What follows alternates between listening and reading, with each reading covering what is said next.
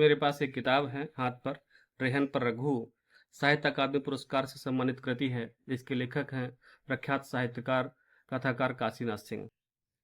इस पे वर्तमान परिदृश्य जो है कि जिसमें मानवीय संबंध क्षरित हो रहे हैं, ग्लोबलाइजेशन का दौर है और व्यक्ति इतना परेशान है कि बच्चों के भरण पोषण के लिए, उनकी इच्छाओं की पूर्ति के लिए अपना जीवन न्यौछावर कर देता है, लेकिन अंत में उसको अकेले रहने के लिए विवश होना पड़ता है।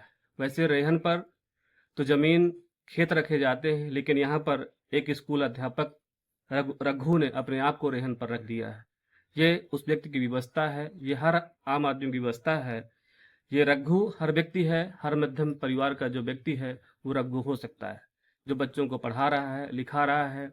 उनके बच्चे ग्लोबलाइजेशन के इस दौर में गांव की पगडंडियों से निकलकर विदेश की सरजमी पर अपना परचम लहराते हैं, लेकिन उनके माँ बाप अभिशप्त जीवन जीने के लिए विवश हो जाते हैं।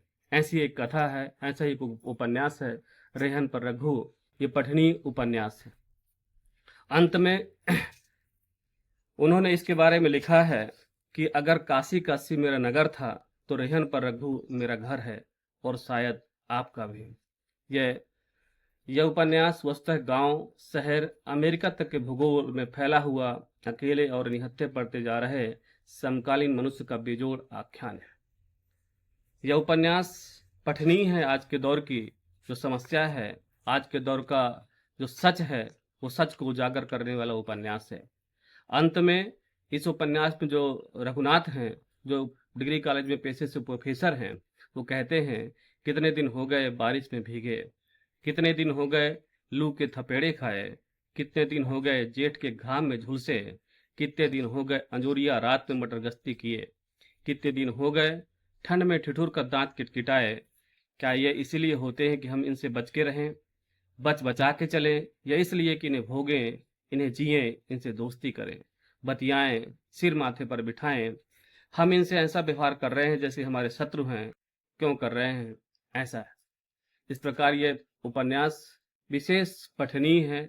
आज के दौर के समकालीन सत्य का, हर मनुष्य के सत्य को जानने के लिए, अंदर मन में जो संवेदनाएं क्षरित हो रही हैं आज के जीवन में, उन क्षरित हो रही संवेदनाओं को जो है जानने के लिए, और मनुष्य का जो वास्तविक जीवन है, यथार्थ जो जीवन है, खुरदरे जीवन का सत्य को पहचानने का ये उपन्यास एक जरिया है, एक रास्ता है, और हम सबको सोचने के लिए विवश करता है। एक जो है नया क्षितिज देता है, नया आकाश देने वाला ये उपन्यास है।